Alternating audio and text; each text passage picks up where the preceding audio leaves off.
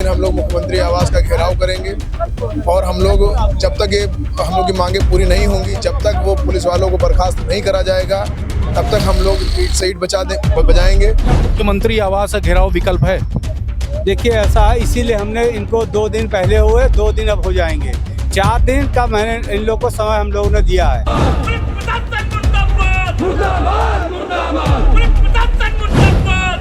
संविधान की धज्जियां तोड़कर निहत्थे वकीलों पर जो संवैधानिक तरीके से धरना कर रहे थे, उन पर पुलिस ने कौन सा कानून अपनाया है? लाठी चार्ज किया गया, जिसके विरोध में हम लोग यहाँ धरना प्रदर्शन पूरे प्रदेश में नहीं, वरन भारत के अन्य स्टेट से भी हमको समर्थन प्राप्त हो रहा है। दिल्ली से समर्थन प्राप्त हुआ है, राजस्थान से हुआ है। महिलाएं जो पुरुषों की सुरक्षा में आई, उन पर भी इन्होंने बेरहमी से लाठी चार्ज किया।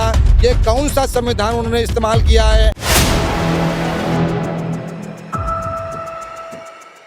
4 PM न्यूज नेटवर्क में आप सभी का स्वागत है। मैं हूं क्षितिज कांत। आपको बता दें, हमारी मौजूदगी इस समय राजधानी लखनऊ के पुराने हाईकोर्ट के पास में है। तस्वीरें आप साफ तौर से देख रहे हैं। लगातार हापुड़ में जिस तरीके से घटना हुई है, उसके बाद अधिवक्ता भाइयों में लगातार आक्रोश है। पूरे उत्तर प्रदेश में अधिवक्ता समाज की जितने भी संगठन हैं लगातार आक्रोशित हैं।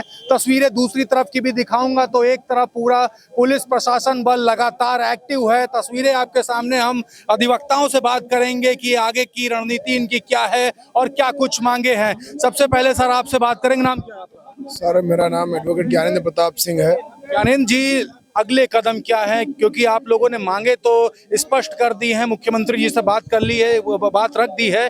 आगे की कदम क्या है? लेकिन अभी तक की मांगे मानी नहीं गई है। आज की धरना स्थल पे हमारे सीनियरों ने ये पूरा जो है इसकी रणनीति तैयार करी है कि 4 तारीख को सोमवार के दिन हम लोग मुख्यमंत्री आवास का घेराव करेंगे और हम लोग जब तक हम लोग की मांगे पूरी नहीं होंगी, जब तक वो पुलिस वालों को बर्खास्त नहीं करा जाएगा, तब तक हम लोग ईंट से ईंट बजाएंगे। हम लोग तब तक शांत नहीं बैठेंगे। बात एक और करें, प्रदर्शन आप लोग कर रहे थे, उसी दौरान गाजियाबाद में आपके ही एक वकील भाई की हत्या हो जाती है। उसी दौरान उस प्रकरण में मुझे मालूम हुआ कि चौधरी साहब एक हैं, उनकी हत्या हुई है कोर्ट के अंदर, और उस टाइम पे बाहर भी वहाँ पे जो है पूरा प्रदर्शन चल रहा था। तो अभी तक शायद जांच चल रही, पुलिस ने अभी क्लियर नहीं किया है कि किसके द्वारा क्या कृत्य किया गया है, और हम लोग उस मांग को भी लेकर जो है आगे चल रहे हैं। और मेरठ में दूसरी एक घटना हो गई है कि वहाँ पर अधिवक्ताओं के विरुद्ध में जो FIR दर्ज करी गई है, उस FIR को वापस लिया जाए। और DM साहब ने वहाँ पर 2 घंटे मंत्री और अध्यक्ष जी को जो बिठा के रखा, वही बहुत शर्मसार किया DM साहब ने। उनके विरुद्ध भी हम चाहते हैं कि सरकार अपना कुछ डिसीजन ले और आगे का अपना जो है वो करे। प्रदर्शन किस स्तर पर अब जा रहा है? मांगे अभी तक मानी नहीं गई। 48 घंटे का आप लोगों ने भी अल्टीमेटम दिया था, 48 घंटे ज्यादा हो चुके। नहीं, आप हापुड़ की घटना पहले बता दें। मैं सुनील त्रिवेदी एडवोकेट, और हापुड़ की घटना सभी को मालूम मीडिया सोशल मीडिया के माध्यम से, और हमारे अधिवक्ता साथी वहाँ पे शांतिपूर्ण धरना प्रदर्शन कर रहे थे। उन पर वहाँ के प्रशासनियों द्वारा लाठी चार्ज किया गया, जिसके विरोध में हम लोग यहाँ धरना प्रदर्शन पूरे प्रदेश में नहीं, वरन भारत के अन्य स्टेट से भी हमको समर्थन प्राप्त हो रहा है। दिल्ली से समर्थन प्राप्त हुआ है, राजस्थान से हुआ है।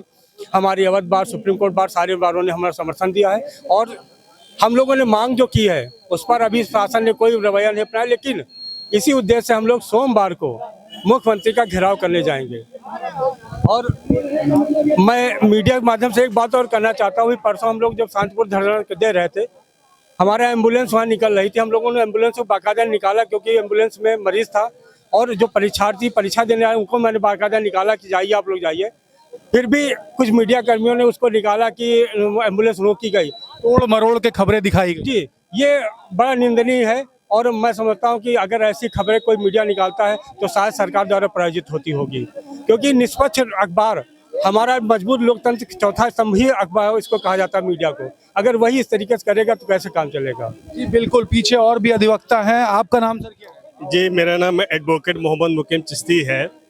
जी, बात करें, हापुड़ में घटना घटित हो जाती है, 48 घंटे के अंदर आप लोगों ने कार्रवाई की बात करी, समय बीत चुका है, अभी तक के कोई कार्रवाई नहीं, क्या कहेंगे? देखिए, ये फाशिस्टवाद सरकारें जो है, अधिवक्ता के हित की जो बात हम लोग अधिवक्ता एक हुए हैं, अपनी मांग कर रहे हैं।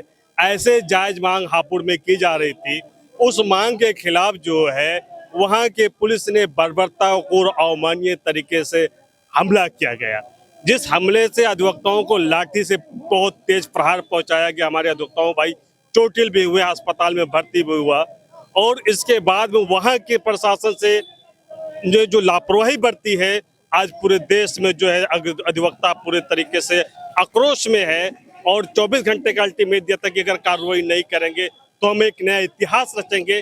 शायद ये भूल गए हैं कि ये फासिस्टवादी सरकार की ये जो इतिहास इस बात की गवाह है, जिस देश में जो है गांधी के देश में हम लोग गांधी जी का जो पूरे तरीके से शांतिपूर्ण आंदोलन करते हैं, अधिकतम देश आज़ादी में जो है अधिवक्ताओं का योगदान रहा, बड़े से बड़े लोहाओं को जो है अधिवक्ताओं ने काट दिया है। ये सरकारें जो है कहाँ हमको डराने वाली, पुलिस की धमक से, लाठियों की आवाज से अधिवक्ता कभी डरने वाला नहीं है।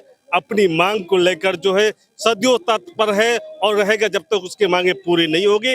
न्यायालय में हड़ताल और तालेबंदी होगी और मुख्यमंत्री तक हम अपनी मांग करेंगे। अगर उनके ऊपर कार्रवाई नहीं की जाती है, कोई कानूनी कार्रवाई नहीं की जाती है, तो हम इससे बड़ा एहतजाज करेंगे पूरे देश में। चाहे वो अभी हमारा अधिवक्ता का समर्थन पूरे प्रदेश में मिला, राजस्थान में मिला, दिल्ली में मिला, साउथ इंडिया में मिला, महाराष्ट्र में मिला, और उसके बाद में सुप्रीम कोर्ट के बार ने भी समर्थन दिया। तो ये कहने का अभिप्राय ये है कि सरकारें कान खोल के सुन ले कि अधिवक्ता पर एक लाठी न मारकर अपितु पूरे देश के अधिवक्ताओं पर चोट पहुंचाया गया है।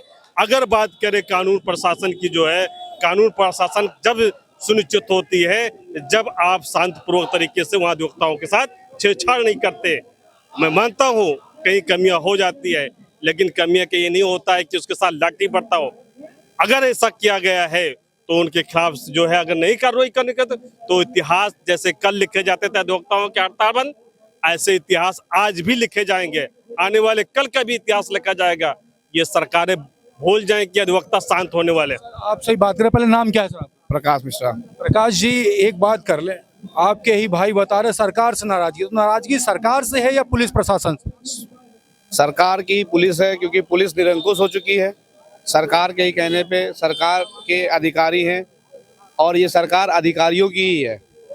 इस वजह से हमारी जो नाराजगी है पुलिस और सरकार दोनों से है कि अगर पुलिस ने गलत किया था तो शासन, जो हमारे मुख्यमंत्री जी हैं या जिम्मेदार अधिकारी हैं, उन्हें इस पर जल्द से जल्द निर्णय लेना चाहिए था। जिम्मेदार और जो अभियुक्त हैं, जो सीओ हैं वहाँ के सिसोदिया जी, उनके ऊपर FIR होनी चाहिए थी। जिम्मेदार पुलिस जो पुरुष सिपाही थे जिन्होंने जो है महिला अधिवक्ताओं के ऊपर लाठीचार्ज किया, उनके ऊपर FIR दर्ज होनी चाहिए थी।